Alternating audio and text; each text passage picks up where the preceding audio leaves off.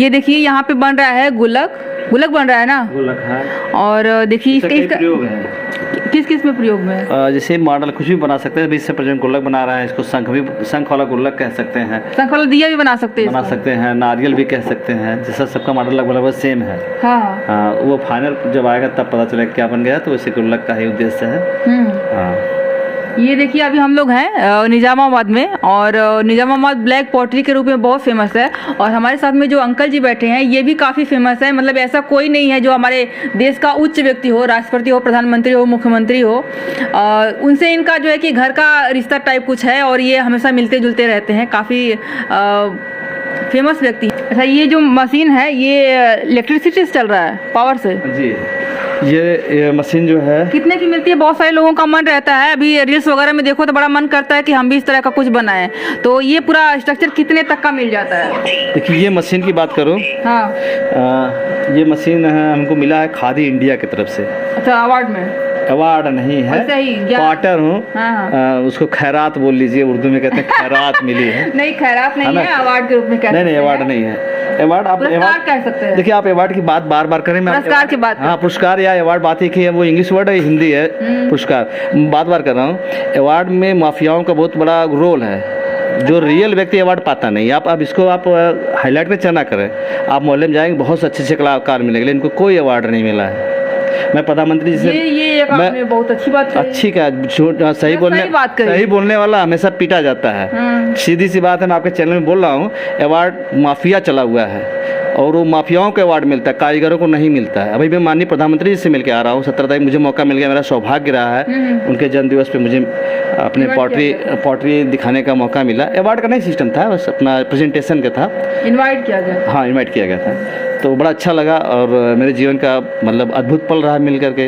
अच्छा लगा। लेकिन जहाँ अवार्ड की बात आपने जैसे मुझे बार बार कुरेदा का नेशनल है, स्टेट, ऐसा कोई अवार्ड नहीं है। सीधी सी बात है। कुरेदा ने मुझे लगा कि इतने मतलब कि फेमस व्यक्ति हैं, और नाथ पॉटरी यहाँ पर है ना, वहाँ फेमस होना कोई मतलब नहीं। आप जाइए मोहल्ले में, ऐसे व्यक्ति मिले जो ताजमहल को हूबहू बना देने वाले हैं, लेकिन बेचारे जिड़ सिड़ पड़े हुए, कोई नहीं जानता उनको। क्यों? क्योंकि वो उनका कोई सुनता नहीं, कोई उनको जानता ही नहीं है। जबकि कलाकार वो हैं, उनके कला का लाभ तीसरा लेता है और अवार्डी होता है। अच्छा, यहाँ पे भी इस तरह की राजनीति चल रही है क्या? यहाँ सबसे ज्यादा यही चलती है। ओ, समझे ना? ये देखिए, ये मतलब कि हम कहेंगे कि एक मिट्टी का उद्योग है, जमीन से जुड़ा हुआ उद्योग है, और इसमें भी इस तरह की राजनीति चल रही है। आजमगढ़ राजनीतिक या नेता ही पैदा करता है, तो इस तरह के माफिया भी आजमगढ़ में पैदा होते हैं। तो क्यों ना, ये अछूता थोड़ी रहेगा ये क्षेत्र। इस क्षेत्र और आगे रहेगा, समझ ना? ये मशीन की बात हम कर रहे थे। कितने तक मिलती है? हाँ, तो ये देखिए, जिनके पास लाल कार्ड है, जो गरीबी रेखा के नीचे वाला कार्ड है, उनको फ्री ऑफ कास्ट गवर्नमेंट देती है। जिनके पास सफ़ेद या पीला कार्ड है या नहीं है, तो उनको लागत का 20% दे करके मिलता है गवर्नमेंट की तरफ से। खादी इंडिया की तरफ से हमको मिला है, हमने 20% पे करके लिया है। पे कितना करना पड़ता है? अब जैसे इसकी कीमत 18,000 है, तो 18,000 का 3600 आएगा, 20%।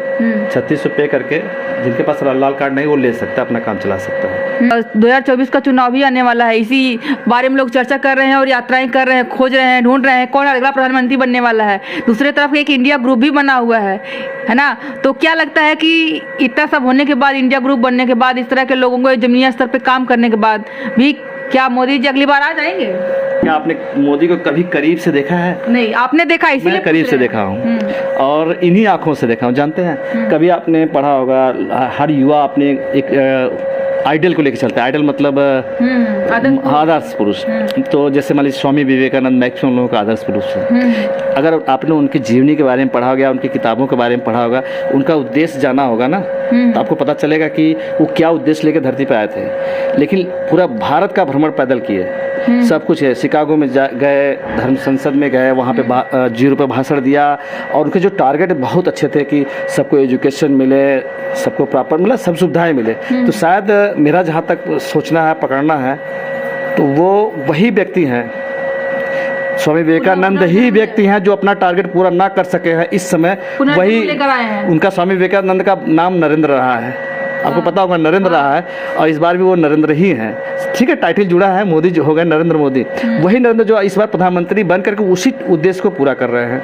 ये हमने अपने करीब से हमने फील किया, ये वही व्यक्ति हैं, और बहुत पूजनीय, आदरणीय है, और प्रधानमंत्री बनने में कोई संदेह है ही नहीं है। चाहे इंडिया बनाए वो ग्रुप बन जाए, चाहे पाकिस्तान ग्रुप कुछ भी बनाओ, लेकिन अब मोदी का कोई जोड़ तोड़ नहीं है, क्योंकि वो दिव्य पुरुष हैं और उस उद्देश्यों को पूरा करने आए हैं जो पिछले बार उन्होंने छोड़ रखा है। इस वो भी नरेंद्र थे, ये भी नरेंद्र है। आप कभी देखिए, कभी गहराई से सोचिए, आपको सब कुछ मिल जाएगा। तो ये मैं उनको ये चीज आपने स्पष्ट कह दी कि मतलब इनके अनुसार लग रहा है कि मोदी जी ही बनने वाले हैं। हाँ, स्पष्ट रूप से कहा है। लेकिन अभी कुछ दिन पहले पिछले संडे को ही आए थे फूलपुर में चंद्रशेखर रावण, जो है आजाद रावण, बहुजन समाज पार्टी के हैं। तो उनका जो है कि उनकी बातें सुन करके बड़ा अजीब लगा। वो कुछ लोग ऐसे राजनीति कर रहे हैं, अच्छाइयां बताने के बजाय कमियां गिनवा रहे हैं। तो क्या लगता है कि राजनीतिक मौलिक अधिकार, बोलने का मौलिक अधिकार है, इसे तो आम जनता में विद्रोह भी पैदा होगा ना। ऐसा आपका बोलने का अधिकार है, आपकी स्वतंत्रता है, आप अपनी बात कह सकते हैं। अगर किसी जाति विरोध की बात करें तो विद्रोह तो पैदा होगा ना। जाति की बात करना तो गलत बात है। किसी जाति विदात धर्म के छोड़ दे रहे हैं, जनरल को छोड़ दे रहे हैं, बाकी पिछड़ा जो है कि ओबीसी, एसटी, एससी, मुस्लिम सबको, यहाँ तक बौद्ध, जैन, ईसाई, सबको ये कर दे रहे हैं और सिर्फ जनरल को छोड़ दे रहे हैं और कह रहे हैं कि इन सारे लोगों पे अत्याचार कर रहे हैं जनरल। देखिए, ये तो राजनीतिक मुद्दा, अगर मैं इससे हट के बात करूं ठीक है। फिलहाल मैं अपना थोड़ा सा ये कह रहा था ना, क्योंकि आप भी एक पिछड़ा वर्ग में ही आते हैं। पिछड़ा वर्ग का हूँ और अति पिछड़ा में हूँ। तो इस पे आप क्या कहना चाहेंगे, आपको क्या लगता है? देखिए, एक्चुअली क्या है ना, जातिवाद की व्यवस्था सरकार ने दी है, बिल्कुल सरकार ने दिया है। अगर जातिवाद की व्यवस्था करना तो जाति प्रमाण पत्र बनाना पहले बंद करे सरकार। सीधी बात है, जात प्रमाण पत्र क्यों दे रहे हो? वो लोग आरक्षण की बात करते हैं, लेकिन ये कहते हैं कि हमको आरक्षण नहीं मिल रहा है, ये नहीं मिल रहा है, वो नहीं मिल रहा है, और सारी जगहों पे जो है कि जनरल लिखा। तो मैं कहूँगा बिल्कुल सही बोलूँगा। तो आरक्षण किस आधार पे बढ़ रहा है? नहीं, जनरल ओबीसी, एससी, एसटी की बात छोड़ दी, आरक्षण किस आधार पे बढ़ रहा है? आरक्षण नीति ही गलत है, जातिगत में ना, नीति ही गलत है आरक्षण। अगर आपको आरक्षण देना तो पूरा जातिगत जनगणना करवाए, जिस जात के जितने लोग हैं उसके हिसाब से, उनके अनुपात में उनको आरक्षण मिलना चाहिए। जनरल हो चाहे कुछ भी, एनी बड़ी, वो पूरे सिर्फ वो जनरल ऐसे सब भूल जाए, सबको सिर्फ भारतीय कहिए, सब लोग भारतीय। आरक्षण खत्म कर दो, सबको शिक्षा बराबर। क्यों आरक्षण खत्म कर? जब हमारा आरक्षण की बात आ रही तो जैसे मैं कुम्हार पैसे, अगर मेरा 1% बनता है तो 100 में एक सीट मेरी होनी चाहिए, आरक्षित होनी चाहिए, है ना। अब पता चला हम 50 जातियों का ग्रुप बना के 20%, 27% दे दिया, इसी में मरो। ऐसा क्यों? अगर आरक्षण देना, सारा आरक्षण व्यवस्था खत्म करिए आप और एक आरक्षण व्यवस्था बनाए जातिगत। अगर आरक्षण तो जातिगत जनगणना कराइए, जिस जात का व्यक्ति जितना है उसके अनुपात में ही उसको आरक्षण दीजिए, चाहे वो जनरल हो, बीसी, एससी, सब एक समान हो जाए, सभी भारतीय हो जाएंगे। कोई जातिवाद एक क्वालिटी भी तो मैटर करती है, उनके अंदर वो क्वालिटी भी तो होनी चाहिए। उस अनुसार नहीं खाते हैं वो वही हवा लेते हैं, वही सूर्य की रोशनी लेते हैं, उनके पास क्वालिटी नहीं है। अरे उनको विकास करने के लिए सुविधा नहीं दी गई है। समझ रहे हैं ना? आज मैं पॉटर, मेरे पास जो पढ़ लिख रहा है वो तो ऊपर में है, मेरे पास एक बिस्सा खेत नहीं है। आज मैं गवर्नमेंट की जगह में हूँ। अगर मैं अपने बच्चों को पढ़ाना चाहूँ, अगर मैं कल खुदा न खास्ते कुछ हो जाए, मैं नया काम कर पाऊँ, तो मेरे बच्चे पढ़ पाएंगे?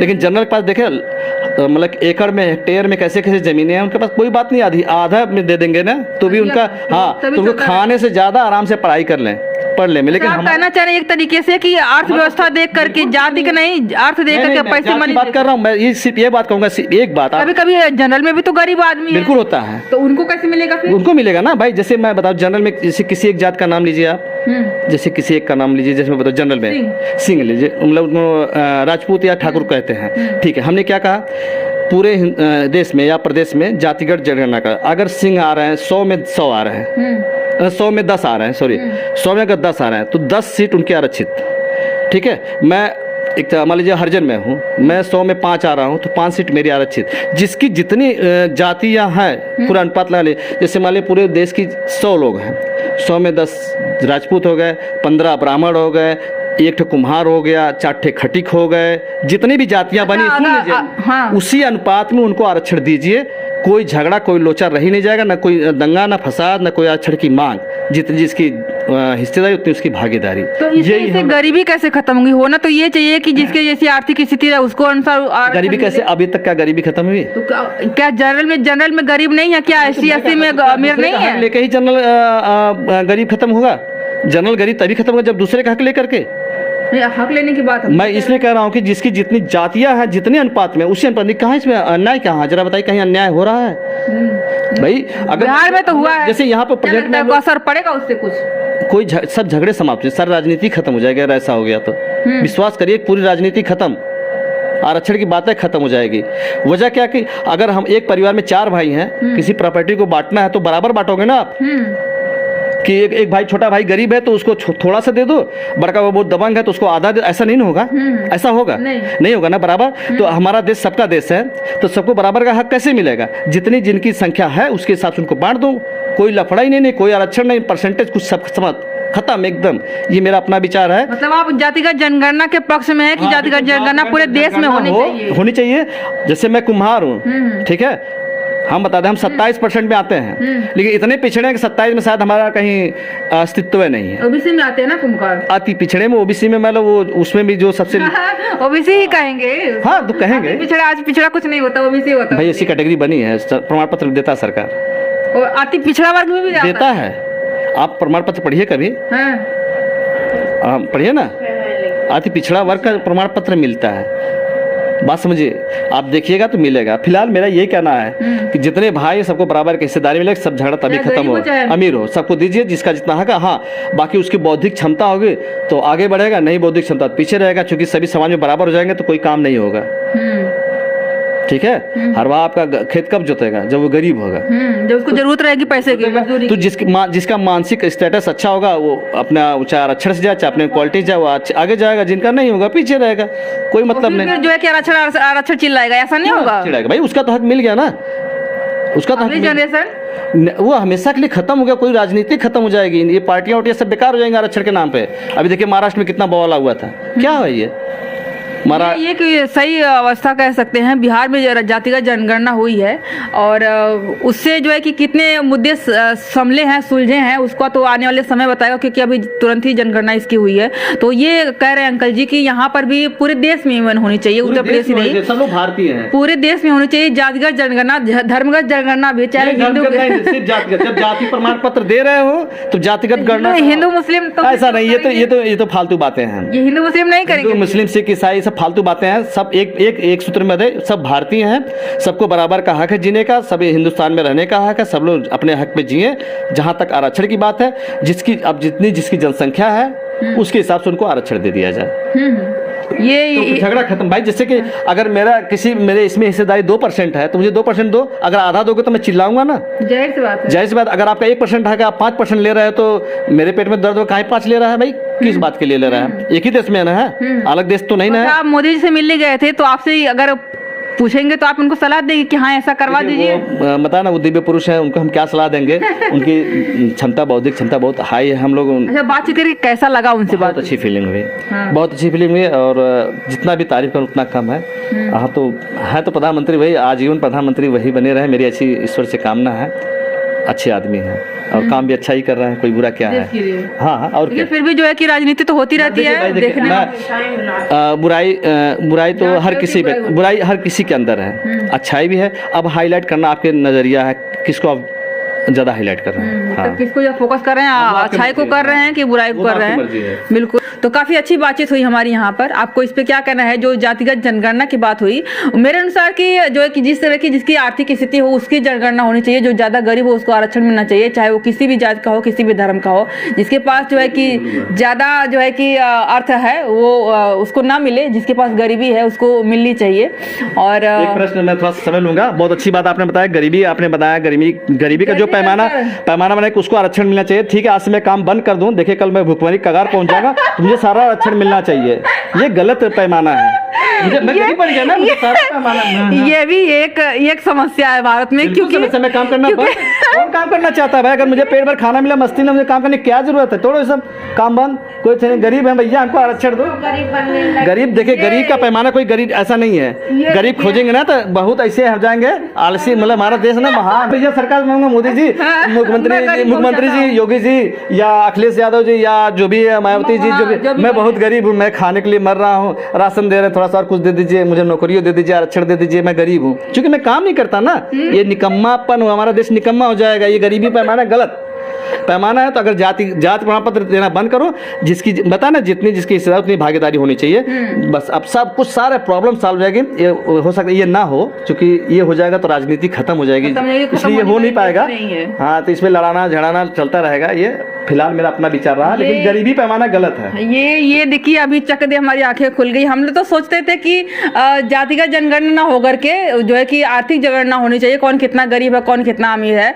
तो ये एक पक्ष हमारे सामने आया है कि भारत के लोग इतने काहिल हैं कि अगर उनको अपने गरीबी स्टेटस के अनुसार उनको आरक्षण मिलने लगा तो वो लोग काम ही नहीं करेंगे, कहेंगे हाँ तो भैया सबसे ज्यादा गरीब हम ही हैं और हमको ही सब कुछ मिलना चाहिए।